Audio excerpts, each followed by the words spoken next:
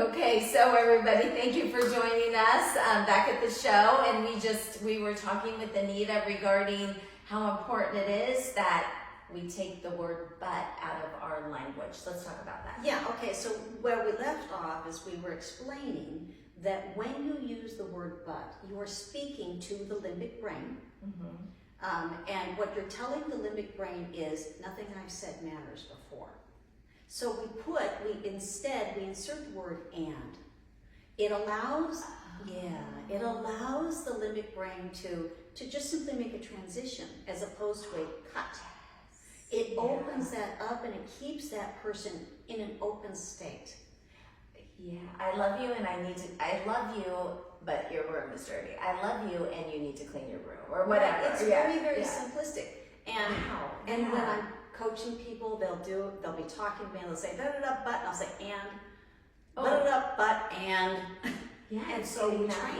We train. And very seldom is the word but necessary. I mean, sometimes, of course it is. Not often. Right. But not often. And so that is one. I mean, it will smooth so many things. And it's a simple fix. Now, you said there was another word. I've got a couple, but tell me, please. You may have this word. This is one of my pet peeves. This is one of my pet peeves. If anybody says to me, you need. Oh, I don't like that at all.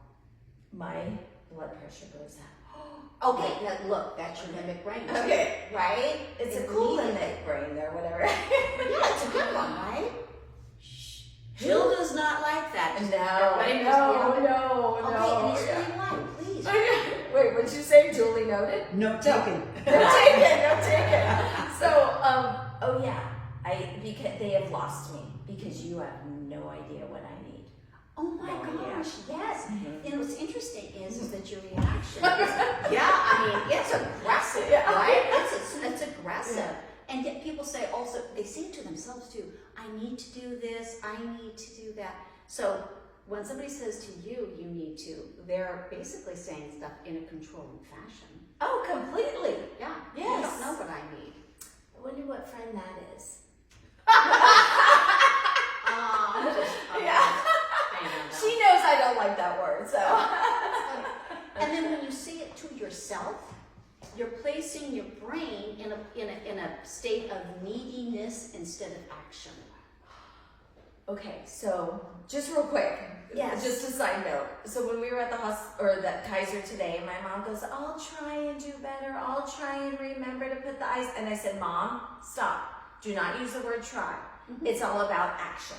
Yes. So change your mindset. I'm going to. I will. I'm going to. Will do okay, that was so my mom got her own coaching session today. Good. And you gave it to her. I gave it to her. Right? Yeah. You know, I'm and going to it charge her for that. Sorry. Okay. And I just tangented. Okay, I really did. It was really fun. And here's the thing: you're helping her coach yourself, because you can coach yourself with your own words. Yes. Right.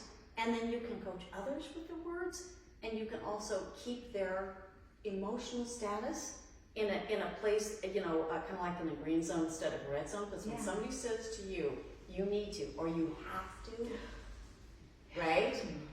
It literally lights you up. That's interesting. Yeah. So the word but and need.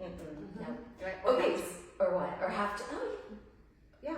I'm not even. I'm not 5 years old. Yeah. I was in college one time, and I was with my father while I stopped talking to some salesman, and the guy said to my father, he says, "Now the thing you have to understand, Doug." And then my father stops and says, "The thing you have to understand." And so I don't have to understand anything. Right. And I thought to myself, that's ridiculously funny. It's the first time I'd ever heard it. I love that. That's what should start your coaching career. You never knew. Yeah. Okay, so tell me what's next then. What do you Okay, so another one. And again, never split the difference. Negotiating as if your life depended on it. So what is this never split the difference? This is what, because we always say it's 50-50. So what does that mean? Because never split the difference. You know what's funny is I did not read this book for a long time because the title bothered me. Okay. Because I'm like, oh, so Ross has to be, yeah. right? I want to be on this side of the difference. Right, exactly. But, so what this is it is written by a man who was a hostage negotiator. Let me try to say that right. Okay. Hostage negotiator for the FBI. And what he said was, you can't split it that way. You can't say, well, just kill half of the hostages. You can't do that, right? So that was where that came from. However, the entire thing is about empathetic negotiations. Understanding, even if you don't like the person, understanding where they're coming from and speaking to them, again, in a way where they will make the right decision. Make the right decision. And so it's filled with the type, by the way, in my opinion, the tactics that he gives you, they're full of integrity, actually, because you have to know that other person as a human being, even if you don't like them, right? Right. Oh, right. And he's not going to like the guy he's negotiating Never with. likes the guy he's negotiating with. However, he has to see him as a human being. Yeah. And that's a big deal. So one of the things that he mentions is in order to get a person, if you really need to understand where they're coming from, you've got to get inside their head. And this is fabulous, by the way, for negotiations, because you have to know what they want. You have to know what their motivations are, what triggers them. You need to know. Right. I get that. Yeah. Otherwise, again, we're just going to be speaking like this. Right. And getting nowhere. So another one, very, very simple, kind of a basic one that people may have heard before. Because I thought I'd start with those. I always think to myself, oh, everybody knows this, and then I'll. Oh, but no. Right. I've heard this, but I never. It's great. Yeah, it's great. So it's a tactic called mirroring, and it's not like the mirroring that we were taught in sales. Okay. Right. But it's very, very simplistic. If you need somebody to start talking, then you just repeat the last, 3 to 4 words of what they're saying. If you need them to start talking. If you need them or to keep talking, what you would do is they'll say, well, I went to the store Tuesday night. Oh, Tuesday night? Yeah, well, I don't go on Wednesday nights because blah, blah, blah, blah. My mother needs to be taken to the doctors. Oh, your mother goes to the doctors?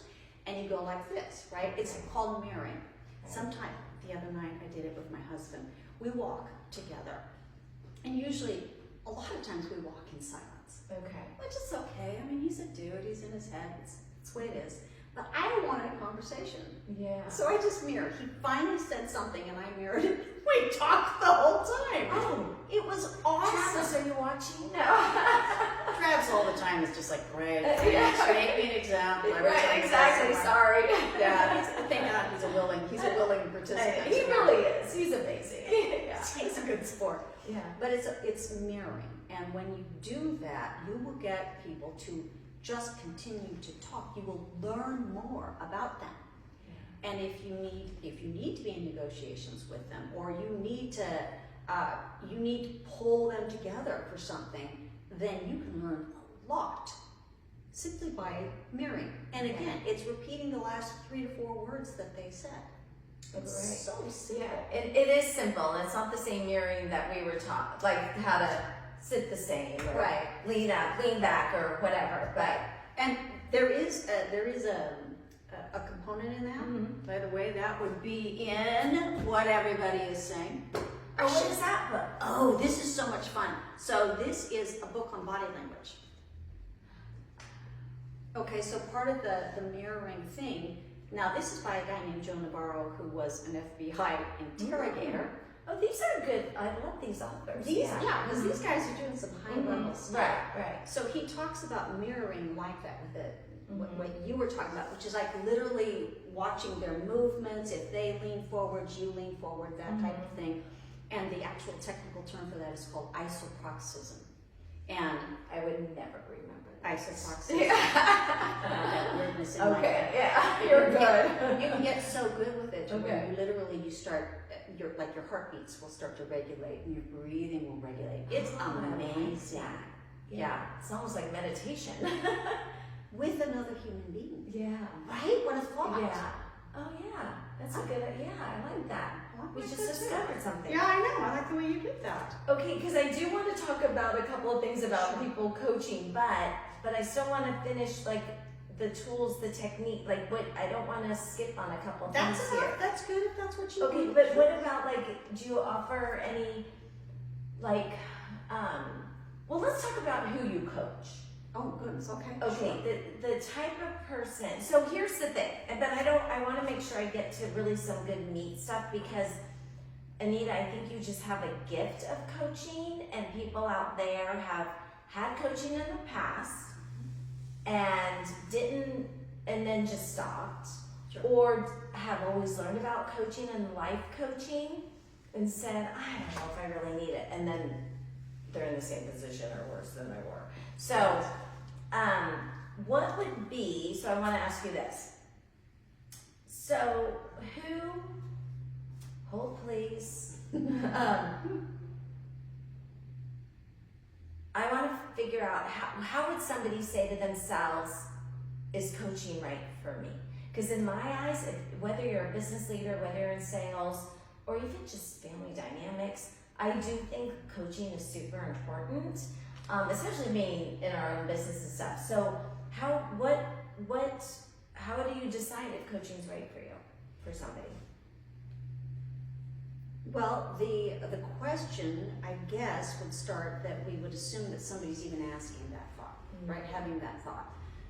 So if we're even having that thought, one of the things that I'll do is if somebody says, well, I don't know if this is the thing, I don't know if it's right, and who are you? And somebody says you're okay, blah, type thing. Ooh. Right? Well, I mean, people don't know me. Right. And so I'll say, who knows whether it's right for you or not. By the way, that's giving them the opportunity not to shut down. Right. And I'll say, let's discuss it and let's find out whether we're even a good fit or not. What is it that if you received coaching, you would hope would be better in your life? That's the first one to ask. Oh, and there's going to be so many questions. I mean, so many good answers. Oh my gosh, right? I can spend time with my kids. I don't have to go to bed at midnight. Okay, that's the first one. Okay. Well, even now, I talked with a woman. She goes, well, I don't know if coaching is right for me. We did get into coaching. And I said, what is it that's bothering you? And she said, I can't go up in my company. They're not seeing me as a leader, and I believe I'm a leader. I don't know what I'm doing wrong. Okay. And so we... Wow. Yes. Okay. And I know there's a lot of people out there who have that and maybe in a different circumstance, though I do think that, can we take real estate as, for example? Absolutely. Okay. Yes. So for real estate, it's an up and down. And I often tend to see, but you're the coach, that people will want to go and explore coaching at a time when they least could afford it. And then they're like, okay, forget it. So they're like, oh, well, I can't afford coaching, even though that's an investment in themselves and their future. And then they can't afford the time because they're so scrambled. And it's like, that is the best time for coaching. It is. It really is. Yeah. And obviously there's a problem because they're strapped. They're strapped financially, and it is an issue. And usually they should have gotten into coaching way before that. And now we're very important to know. You know what? Yeah. That is a good thing to say because especially in real estate, where your income is up and down and up and down, right? And especially at the beginning, and there's not a lot of consistency. If you think, well, I'm just going to kind of hang out and see what other people are doing, or whatever, I'm going to wing it, or what, you may have the funds then, and then you drain yourself dry. And real estate needs it so badly. Yeah. And yet they're the ones that are oftentimes really, they've shot themselves in the foot. Right. So start early, start now. Because then when they are successful and they have no time, well, that's also when you need coaching because it's you can always, we can design our life how we want to. But we're too busy to try and design it, so that's why I think coaching, like my design, that's one of my quotes. There's a saying I heard years ago that says just so many people are too busy making a living in order to make a life, that they don't make a life. Yeah. And wow, what's that? Yeah. I feel like that sometimes. Yeah. And I actually right now I feel I love what I do. I'm just not doing what I love. Oh, so you're in a place of leverage and life balance, right? And by the way, that is usually when you get to that place of stability or mastery in real estate, which is where you are, then we have to look at leverage, because we were just talking about that. We have to have this conversation for sure. we do. Yeah, we Because definitely you want do. your life you remember Rick Gihal? Totally, Oh my yes. gosh, I just love him so much. Yeah. And he would always say that as much as he loved real estate, he did not necessarily think that he was going to make his last closing and then step into the casket and be happy, right? That's not what he wanted out of his life, right? Yeah. And if we look at it, that's, our businesses should be a component of our purpose, but not the only thing. Yeah, realtors out there, that's magic right there, because it's business. We run our lives around our business versus us running our business. Does that make sense? Right Yeah. there? It's the tail is swinging the cap, and real estate is it's the Wild West. It's a tough one to get under control. Oh my gosh, I'm going to a mastermind tonight that's called Wild West. I didn't even With know. Paul Bouvier. Okay, is that hilarious? Isn't that? Yeah, it is the Wild Wild West, and we're gonna mastermind over it. So before we wrap up, what are the other things that you really want to emphasize before I kind of summarize a couple things too? Because I want people to know where they can go for impact coaching, the benefits of coaching. Let's talk about that. Okay.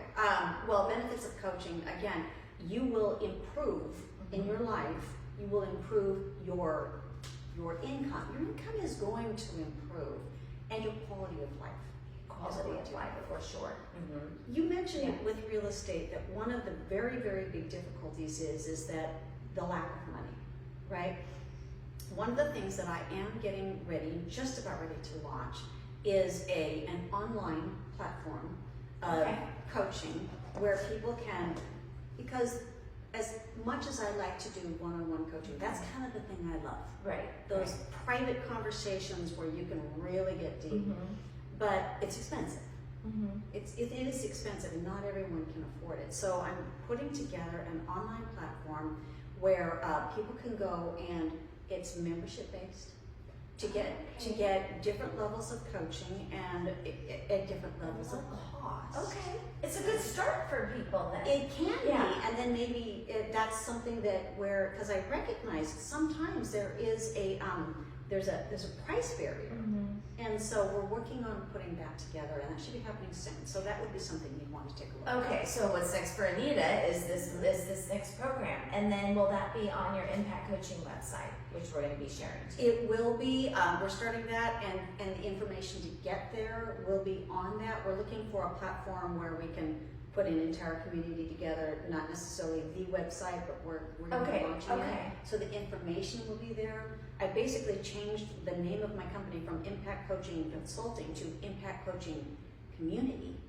Oh, I like that. Yeah, right? I like that. Because we're going to do that. Yeah, right? okay. We're going to make it that way. Okay, so there's different options here. The ones that coming up is like for people that it's more of a community type coaching. Some levels, and then different you can go levels. all the way up to one-on-one. And I think, because I just had started at one-on-one, so, and it made a huge difference, and I know I always say this, because it does, but, so I tried to find the big yellow sheet that we did, and I think it was in 2009. So we're going way back. But I hit so many of the goals, like all the goal, getting cut off through college, buying the first investment property. I mean, I did that in that time frame. One thing though that I didn't do, Anita. No, I bet you know what you're going to say. You probably know too.